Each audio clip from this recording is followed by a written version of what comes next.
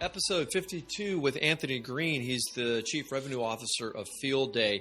He has a background that's so deep and long into food, into technology. Anthony thrives in small, fast-growing, entrepreneurial environments, and that's why he's here today to talk about his passion and his love for food, for restaurants, for marketing, branding, and how do restaurants compete in this uber competitive space. You've got all the online brands that are now competing with your traditional brick and mortars. Do you ever wonder, how does a brand kind of evolve just online? Well, it's the ghost kitchen or the virtual kitchen world that these companies are now competing with and against to get their food delivered to you and I. This is a fantastic episode. You will learn more about restaurants and food and the competitive nature, the margins, the revenues, everything you wanted to know. Anthony is our SME, and he is joining us today to break it all down. Enjoy. Well, Anthony, thank you so much for joining us today on Winning at Work. You are the technology and marketing, restaurant, food expert. We talked a little bit offline about the big trends happening right now in food. So let's turn it over to you. What are you seeing right now in this space? Yeah, well, Tony, first of all, thanks for having me. It's awesome to be on. The trends that were beginning to appear within the industry pre-COVID, certainly many have been multiplied through COVID, and that's primarily around what I'd broadly term as the off-premises business for restaurants, so the non-dine-in customer. We think of that primarily as the delivery partners, the Uber Eats, the Postmates of the world, which are a big part of it. And obviously the reliance upon delivery in particular and also pickup for restaurants in the past 12 months has been astronomical. That prior it was certainly important. Certainly there was a lot of growth in that area in the restaurant industry, but COVID just really fast-tracked that. And for the restaurant brands that weren't prepared for a delivery-based or an off-premises based business, they really struggled at the start of COVID because they didn't have their technology up and running correctly. They didn't have their third-party relationships in place. They hadn't designed the operation of their business sufficiently to deal with the closing of dining rooms and then all of the business going out, either through pickup or delivery. So those trends that were definitely occurring before COVID really got fast-tracked very, very quickly. And, of course, the restaurants that have survived and thrived through the last 12 months are the ones that had made the investments in things like technology and even in areas like we're going to focus on today, which is this concept of ghost or virtual kitchens and brands, which has gone from 60 miles an hour to 100 miles an hour through COVID, and it's really the Wild West out there right now. It is the Wild West, and I've talked to many people about these ghost kitchens, and for people who aren't very aware of them, people who are not, in food service, it's a fascinating concept. But to those of us who are in the space, we understand it, but I like to appeal to a broad market. So by all means, take us into this world of ghost kitchens and what that means, maybe contrast it to virtual kitchens a little bit later in our session today, Anthony. Yeah, I think a lot of these terms, Tony, are pretty interchangeable and frankly kind of confusing, particularly to folks that aren't in the industry. When I was at Kitchen United, we really tried to move away from the term ghost kitchen because the Kitchen United model is different than some of the others. But really, I would argue that when it comes to the kitchens, as opposed to the brands, whether it's ghost, whether it's virtual, whether it's dark, some folks even call them cloud kitchens, which is obviously one of the brands in the space. They're pretty interchangeable, give or take. They really kind of mean the same thing. And ultimately what that means is you have a production of food from a brand inside of a kitchen, just like you would in any restaurant, but there's no dine-in customer. There's no ability for somebody to come and eat on premise. Certainly they may be able to come in and pick it up themselves and then take it away. But really, mostly these ghost, virtual, dark cloud kitchens, they were really designed for the off-premises business in mind. So off-premises is 3 tiers. It's delivery, obviously, and that's what most people think of. Again, the Uber Eats, the Doordashes of the world. It's customer or consumer pickup is off-premises, obviously, because they're also not consuming that on-premise. And then catering is the third. And catering really took a hit, obviously, during COVID. and went from, for a lot of folks, as a cash cow to almost non-existent. Certainly catering is now coming back to some degree. And so the idea behind the ghost or virtual kitchen was, why take out a long-term lease on a building? Why spend $1 million plus on refurbing that space? Why have all these labor costs and overheads when the majority of the growth of the business in the future is going to be off premises? That people aren't dining in as much. And so why go ahead and spend all that capital investment on getting a restaurant set up when the majority of the business potentially is going to go out the door through delivery, pickup, or catering? So that's where the ghost kitchen concept was born. The idea being that you have one building. Normally that building would be in a pretty dense area. Obviously, you want to be around where people live and work. And inside that building, it could be between 8 and 20,000 square feet. You're going to build as many kitchens as you can conceivably fit inside there, along with other infrastructure that's required, freezers and ventilation systems and so on and so forth. Once it's built, you might have 8 to 20 kitchens available, and those kitchens are then leased out to restaurants. Those restaurants might be as big as Wendy's and McDonald's. They might be as small as the hot local Thai restaurant around the corner. The idea was for these folks, they could come in for no capital investment whatsoever. So no long-term lease, no having to build out, fit out, design a restaurant, just really move in, kind of switch on your third-party delivery systems and start serving food at a monthly rate. It's a little bit like, and I think we can use this analogy again now because they seem to be coming back, it's a little bit like a WeWork type model for restaurants. So you sort of move in, the kitchen, the equipment's there, the technology's there, the heating, the cooling, all those things are just set up, ready to go. You just order in your product, you fire up your orders, and you get them out the door. So it just removed a lot of the barrier, or ghost kitchens do remove a lot of the barriers to entry for setting up a new restaurant. And so there's really two primary use cases for ghost kitchens, and these have expanded a little bit now with COVID.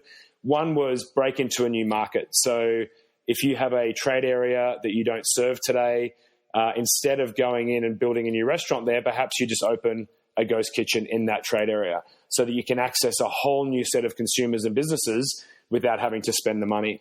The other use case was for the big brands who might have other units, other restaurants in an area, but they're just overwhelmed because they can't handle the dine-in customer alongside the pickup, the delivery, and the catering. It just was overwhelming the restaurant that wasn't actually ever really built to have 15 different Uber Eats drivers arrive every hour to pick up orders. And so those folks, where they had too much business, they would offset some of that and they would move their off-premises business into a ghost kitchen. So it was really either for expansion into new markets or to offload the increasing demands of off-premises dining. It's brilliant. How are the margins compared to traditional brick and mortar? The margins, pending revenue being at the level they need to be, obviously sales is the key factor here, are on paper better because you don't have that upfront capital expense, you don't have any depreciation associated with that, you don't have big expense even on equipment or any of those pieces. Some of the numbers in the P&L are going to be higher. For instance, most of the business you're going to do out of one of these facilities is going to be third-party delivery, and therefore you're paying, folks are paying 25, 30 points on an order for those orders. So there's some areas where the model for ghost kitchens are more expensive, but net, when you add up, labor and all the different pieces that are involved in running a kitchen or a restaurant, you're looking at somewhere between 15 and 20% EBITDA improvement over a traditional four-wall restaurant by operating in a ghost kitchen. Now, again, the key there is you have to hit at a certain revenue number to make that successful. And what I found in my 2 years working in that space is that wasn't possible for everybody. And obviously that's the same with any restaurants. We see restaurants pre-COVID would go out of business. Certainly a lot went out of business during COVID, very sadly. As long as you're hitting certain revenue thresholds inside the ghost kitchen environment, you can nail it in terms of return on investment. The big challenge, though, obviously, is hitting those numbers. And when you're in a ghost kitchen, you don't have a brand on the street. You're not on the corner where people are coming by and seeing you. That piece of getting out there and letting consumers know that you're there and driving revenue was actually one of the biggest challenges. But on paper, assuming you can find ways to find customers and drive your annual average unit volume or annual unit volume to the right level, it is a stronger scenario from a P&L standpoint, because you just sort of, you're paying a flat monthly fee. And so that's much more predictable, and you're not out of pocket all those upfront expenses.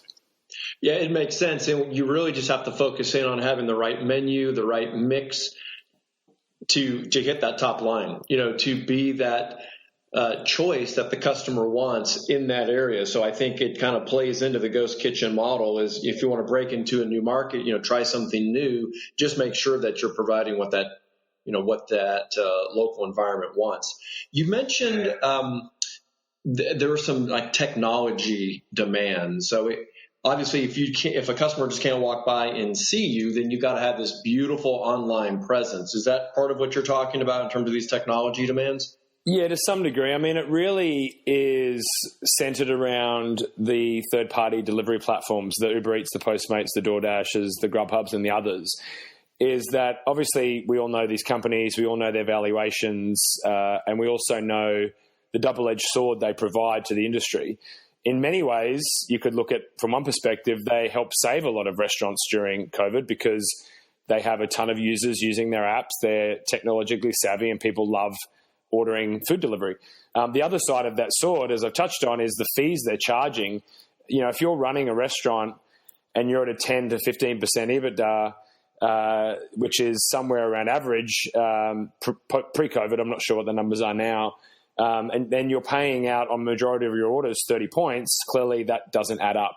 And so it's the challenge is that becoming so reliant upon these third parties, not only are you paying out such huge rates for the convenience of the marketplace and then the delivery piece, you don't know who your customer is. And this long term is even a bigger problem. All of those platforms, they obviously want to own the customer. Where you're reliant purely on these marketplaces for the majority of your revenue, not only are you paying these exorbitant fees, but also you just don't know who the customer is. You don't have a direct line to the customer. And so yeah, that's tough. Very much so. And we've seen this in other industries. We've seen this, Amazon would be an example, and people selling through Amazon. There's been a lot of other industries disrupted, as we know, in the past. The restaurant industry was getting disrupted pre-COVID, and now it's continuing to go through that. I tell you, the brands that have invested, and obviously if you've got scale, if you're Chick-fil-A, McDonald's, Taco Bell, you can negotiate good rates with these guys and actually probably see a return there. But for the vast majority of restaurants, they're paying still 30, some are paying 32 points on an order for these orders to go out. And they're just losing money, frankly, on most of that business. And so it's been very, very important for brands to invest in their own customer marketing channels, their own loyalty programs, their own customer acquisition, their own e-commerce portals to drive orders directly through their own channels. The brands that have done that successfully, even if they're not massive global brands, if they did that before COVID, they were in a much, much stronger position because they weren't handing off all of this revenue and not having any sense of understanding of who their customer is. So that's continuing to be a major trend in the industry. I think the folks that didn't get around to doing that before COVID have begun to certainly realize now the vital importance of owning their customer, knowing who their customer is, having a direct relationship with their customer, and being able to transact directly with them rather than being, again, solely reliant upon these third parties. So platforms like Olo is a great example of a platform that is in some ways the anti-Uber Eats or the anti-Postmates.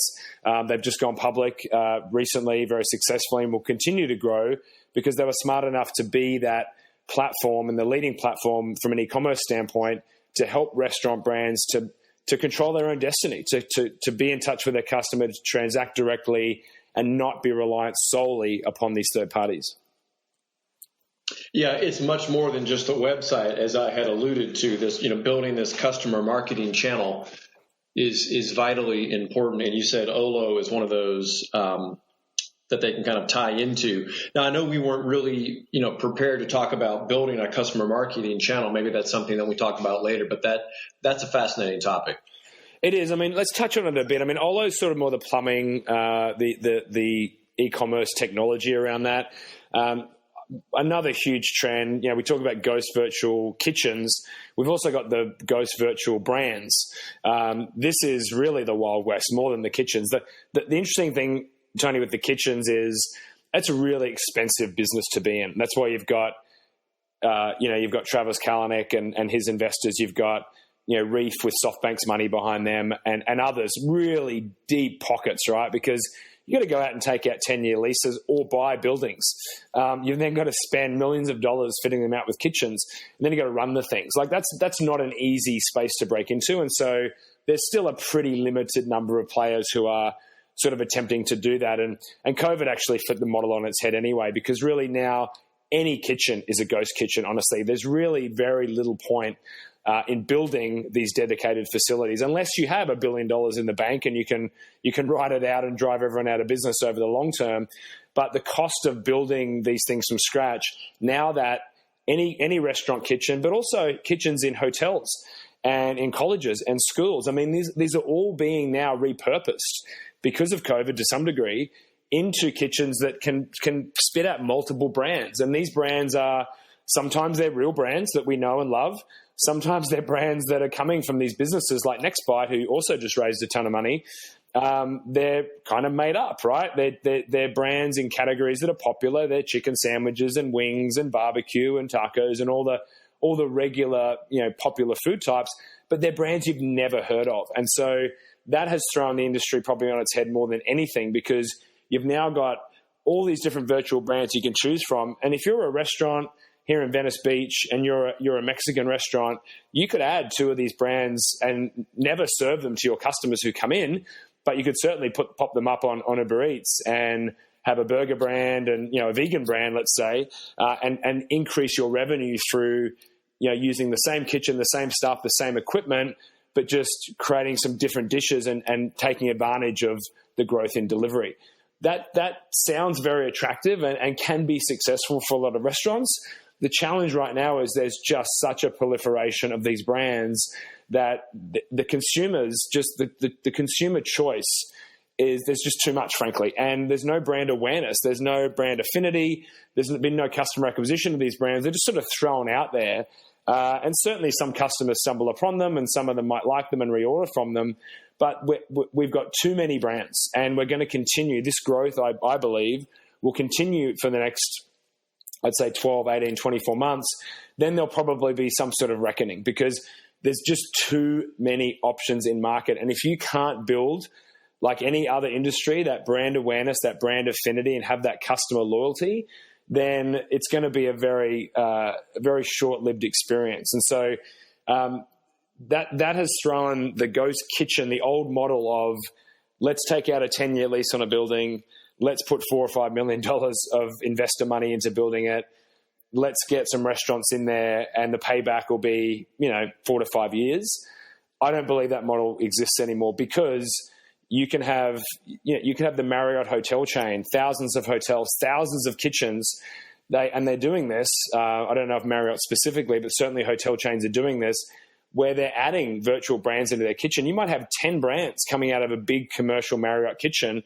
Not only are they giving the people that are staying in the hotel much better and varied food options than boring old room service, but they're able to fire off a whole new revenue channel by having the delivery services come and pick up those orders from that kitchen. So now that you've got any kitchen anywhere in a commercial sense can be turned into something that's churning out multiple brands of multiple food types, it's really flattened the playing field in many ways for entry.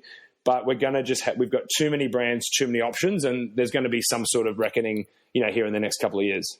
Yeah, I can't imagine how a company, a brand, tries to create this a brand evangelist when there's no brick and mortar. You have no way to really interact with that customer. It's just, is their food Instagrammable? Can they take some pictures of it? Do they enjoy the food? But is that really enough, to keep that loyalty? I think that's a great point. I think it's really hard. A consolidation of that, right? Yeah, it's really hard. I mean, look, I spent most of my career before I joined Kitchen United, and obviously now I'm at Field Day, in the digital marketing world. I was early to social media and early to email marketing a long time ago. And what I have seen is, and particularly as well in our industry, the saturation of digital now, it's so hard for anyone really to cut through any brand, unless you're Nike or Apple or whomever, to really cut through the noise. And particularly for restaurants, there's still 700 plus thousand, thank goodness, still after COVID, restaurant units in this country. That's a lot of restaurants, and there's a lot of restaurants in each community. And so digital marketing, yes, important. Yes, they have to use social. Yes, they have to do their search marketing. Yes, they have to have their website and be on the third-party marketplaces. All of that is very much table stakes now. But none of that really, unless you have crazy budget or you're particularly savvy in tweaking that digital marketing, very difficult to cut through the noise. And so this is actually one of the main reasons I've joined Field Day, because we experienced this at Kitchen United very much so, with brands coming into the ghost kitchen environment and just not having, first of all, the time. As a franchisee or a restaurant operator, 95% of these folks don't have the time in the day to do marketing. It's just they're running a business, they're running a restaurant. The ones that do have the time, do they have the capability and the wherewithal to want to go out into the community, to the business community I'm talking about, that surrounds their restaurant and drum up business? And that's a rounding error, honestly, of people that have the time and the capacity and the desire to want to do that. Feel the manpower. Exactly. That sort of, manpower with time. It doesn't exist. And so we were wrestling with this at Kitchen United because, we had the Chick-fil-A's and the Portillo's, and they were fine and they were doing huge numbers and they didn't need us. But the more local restaurants and some of the more regional chains, particularly where they were going into a market where they didn't have that brand awareness, really were struggling often early to get off and running because people just didn't know they were there. They were hiding on Doordash with 300 other restaurants. So we were looking at my time there, how do we help the restaurants get out into the field and let the business community know, because getting to the business community is a B2B, but also B2B2C way of driving revenue. And this is one of the reasons I'm here, because I know that this, and I continue to know this because I do it now every day full time. This is a big problem, is that so much effort and emphasis has gone into digital. We almost forgot about old school. Let's get back into the community. Let's get a human to human experience going here. We're a local business. These are local businesses. Let's reach out to them as a human, not with a digital ad or an Instagram post, and just let them know you're here. Let them know you're a local business as well, and that you'd like to do something special for them, considering it's been such a tough year. That traditionally, Tony, was very hard to scale because you might have 2,000-3,000 businesses that you could contact in each individual trade area. You multiply that by 50 units or 1,000 unit restaurant, that's huge scale. It's also massive potential, because the reason you put your restaurant in these places in the first place is obviously because of the people that live and work there. So that old school approach of like, how do we get back out there and talk to people on the phone and meet with them with an empathetic message to say, hey, we're all local here. We're all in the same community. It's been a tough year. Let's find out a way that we can kind of work together. That's what we're doing here. And it's being met from the restaurant community with open arms, because this is what they used to do before digital. They would get out and meet with the community. And from the business side, they're loving it because they're seeing this as a local outreach. They're seeing this as, there's a restaurant around the corner. They want to help us out and do something and feed our people. And it's a sort of that local empathetic approach that is really lost, I think, with all of this focus on digital marketing today. So that's sort of a different old school way of like scaling an old problem. That's just music to my ears, because when I'm training new recruiters, they all want to spend their time in socials and in this digital world. And there's this thing called a telephone where you can call and actually communicate with people one-on-one. Imagine that, the human-to-human interaction. That sounds like that's exactly what you're doing as Chief Revenue Officer now at Field Day. Kind of walk us through like a scenario that there's a company, a brand that has maybe a couple of units in a market, and they're trying to get a message out, and they say, connect with Field Day. How do they go about, getting that message out? Or how does Field Day go about getting that message out for that brand? For sure. I mean, we're focused on generating local demand, and we use a number of different levers to do that. Today, primarily the two levers we use are phone calls and getting back out now, and it's the perfect time now because thank goodness the world and the nation are reopening, getting back out there with humans going into these businesses, gyms, schools, colleges, hospitals, and meeting with folks on behalf of the restaurant with vouchers and samples. We also have other solutions via email and print and digital, but we're very much about looking at a restaurant unit. Let's take let's call it Panera in Venice Beach. Panera is one of our biggest customers, and we're going to look at a 1 to 2 mile radius around Panera in Venice Beach, and we're going to say, who are the businesses in that area? Right now, a lot of the work we're doing, Tony, is around appreciation season. This is a great excuse to reach out as a business because we've got administrators appreciation, hospital administrators appreciation, teachers appreciation, all coming up in May. And so we're going to say, for instance, with Panera, they're going to say, well, show us all the schools within within the trade area of our Venice restaurant. Let's reach out to those schools and let's say, hey, we want to do something special, a special deal for the teachers for Appreciation Week. So what we're doing is we use the gig economy here. This is the way we can scale what we do. So step one is we have a very powerful database where we can, at a click of a button, see all the schools, all the hospitals, all the law firms, or whomever they want to target in the trade area with contact name and details.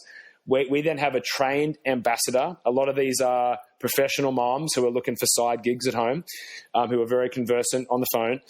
They're going to call all of those schools in the trade area on behalf of Panera with a local empathetic message to say they want to do something special to help them.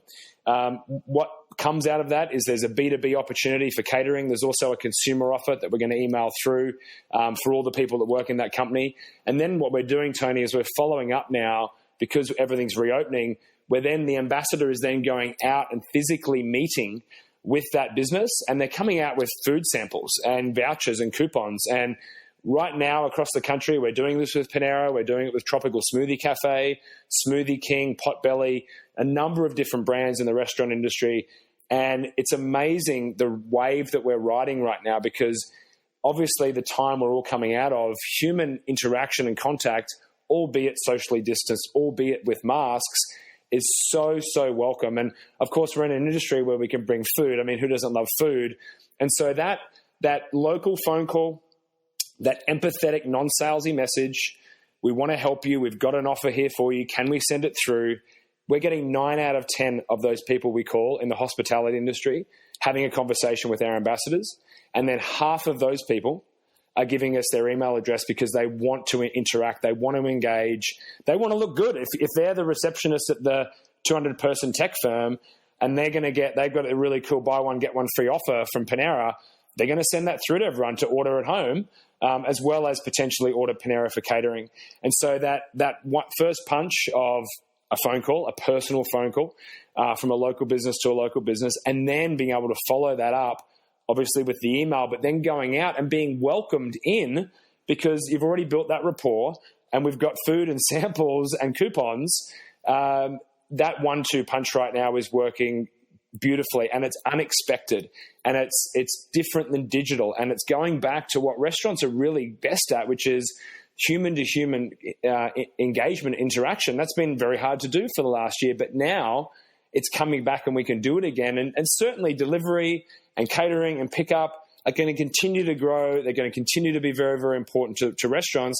But these folks have leases and restaurants and staff they're bringing back, and they want people to come back in as well and experience dining in at their restaurants. And this is a brilliant way that used to be incredibly difficult to scale because of those issues we talked about, no time, no resources. With Field Day, because we've got the data at the click of a button, we have 2,500 ambassadors already around the country trained, and we're growing every day on ambassadors. And then we track and measure everything on the back end. Field marketing used to be sort of spray and pray. You'd print out some coupons, you'd send someone out onto the corner of First and First or whatever, and they'd hand out coupons and you'd maybe get some redemptions. Because we're making phone calls, because we've got people going out visiting businesses, everything's tracked and measured. And so for the first time, this old challenge of how the heck do we regularly get out to our trade area and talk to them about a new product we've got, or we've reopened the store, we've refurbished the store, whatever it might be. How do we now that's possible and scalable through what we're doing here?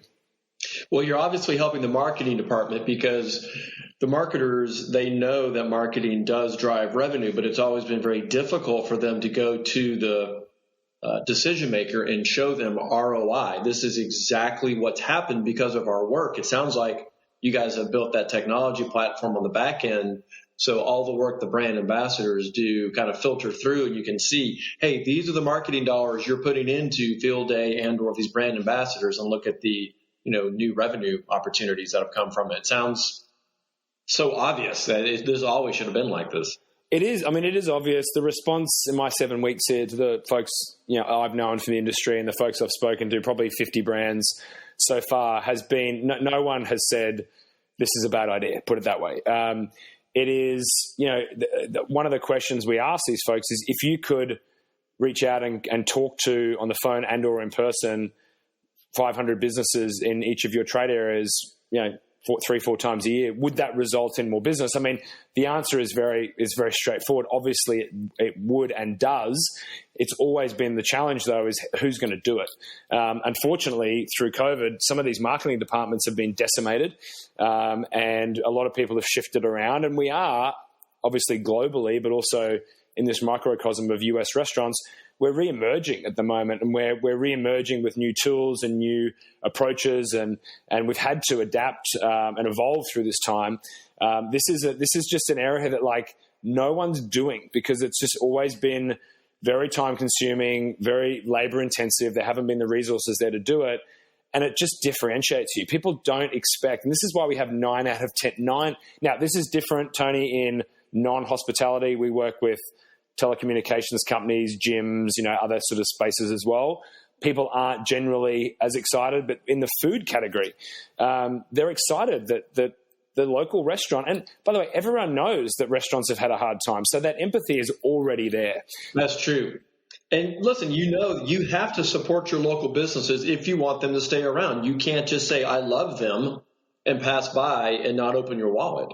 For sure. That's another, I love you brought that up. That's one of the other reasons I really wanted to join here, because I love my local restaurants here in Venice and other cities around the country that I visit, my regular spots. And I'm friends with some of those people, and it's challenging for them. It's been, the big global brands have done pretty well through this. I've come out stronger, actually, the Chick-fil-A's and McDonald's of the world. It's the local restaurants that have hurt the most. And to me, I believe they're the fabric of the community.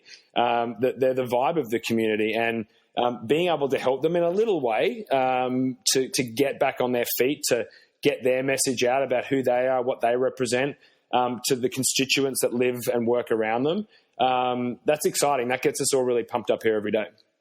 Well, it definitely sounds like that's one of your passions. And one of the themes at Winning at Work on the podcast is, people do want to get better. They want to elevate, how they perform at work. And I'd like to just talk for a couple of minutes just about you personally. I know people don't like to talk about themselves, but you are the Chief Revenue Officer. You've held very senior level titles, all throughout for the majority of your career.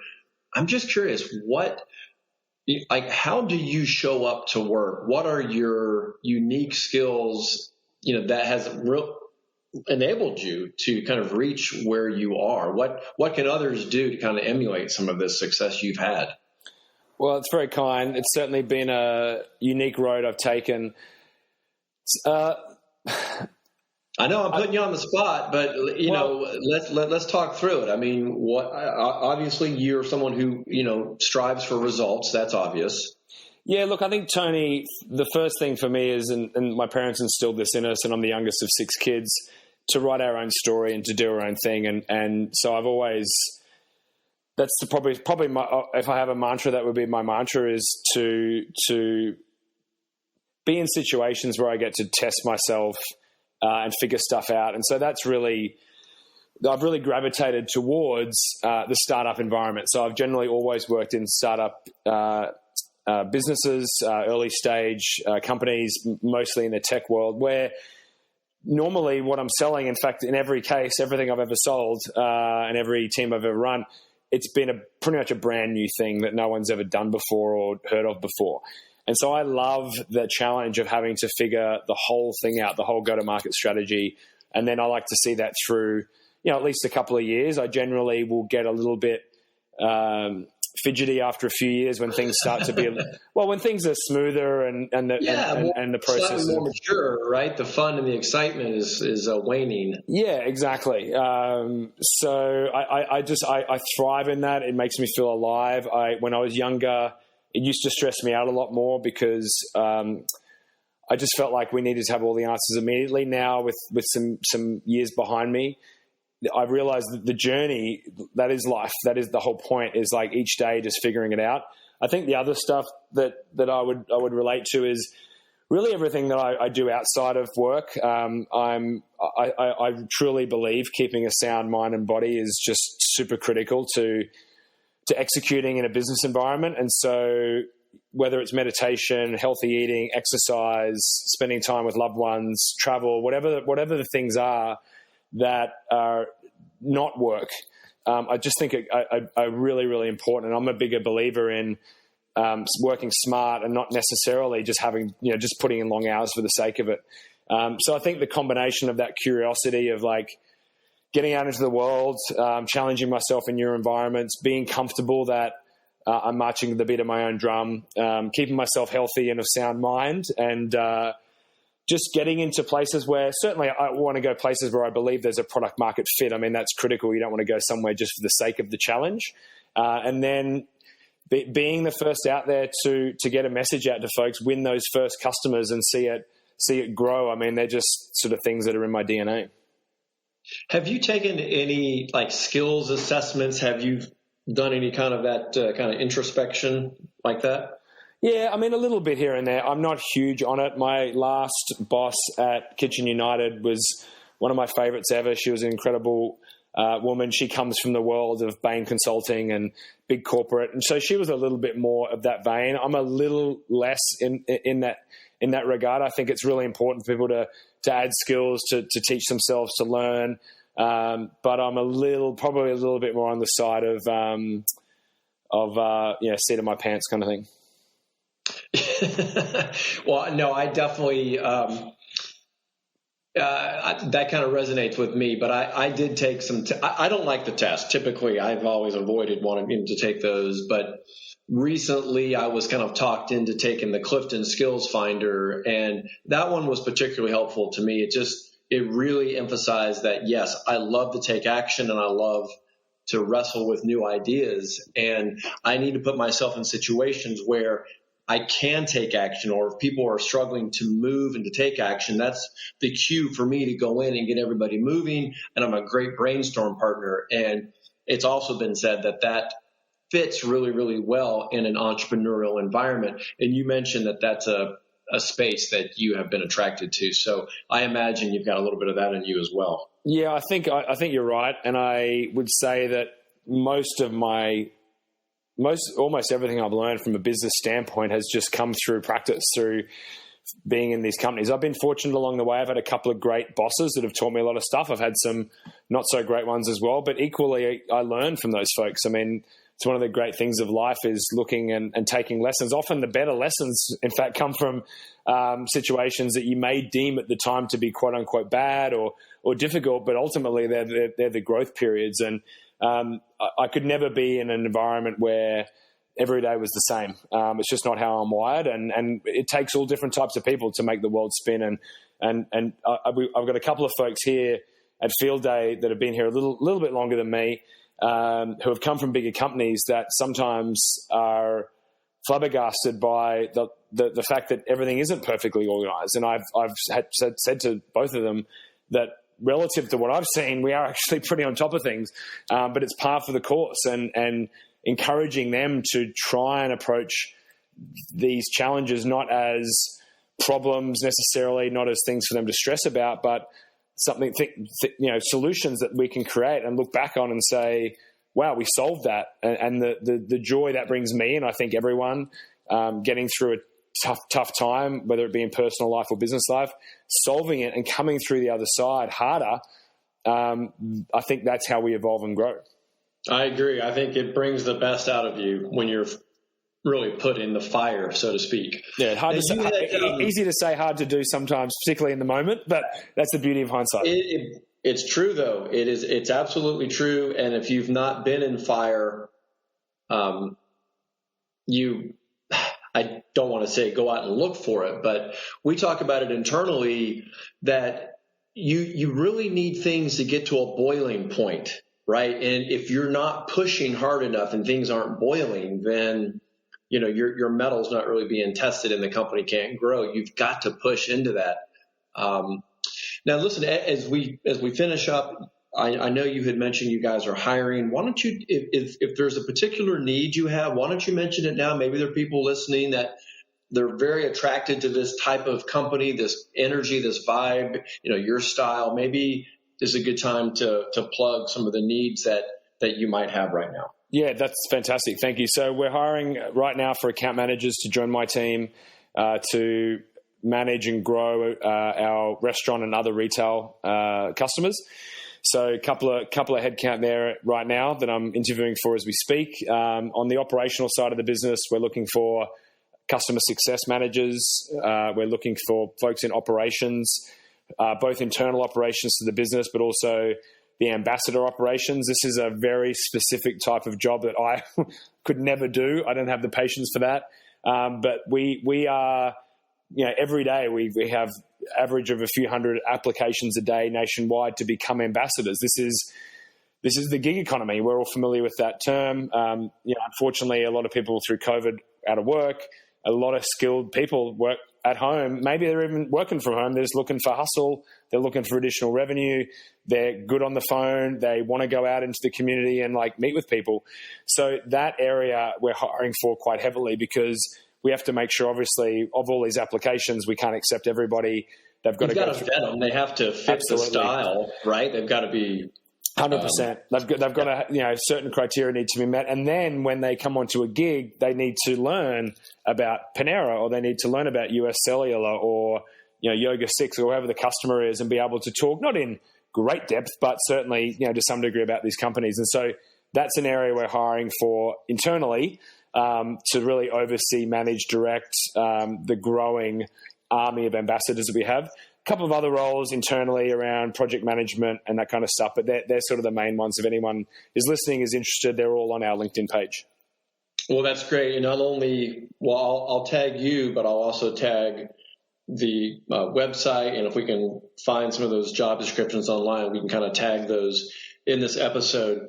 Anthony, this has been fantastic. You have this, depth of knowledge that you've been living in this technology, marketing, restaurant space.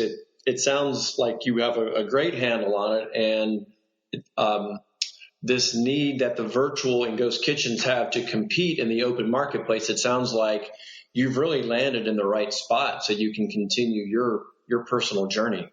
Yeah, I feel like I'm sort of the old adage, Tony, of don't go digging for gold, be the guy that sells the tools. I feel like I'm kind of in that position.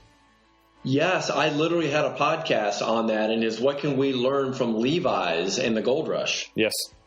Yeah, he sold the picks and the jeans. That's exactly. It. Thank you. I knew I was close. You hit it. No, that's perfect, Anthony. Well, thank you so much for being here today. Pleasure. Thanks, Tony. Great to talk to you.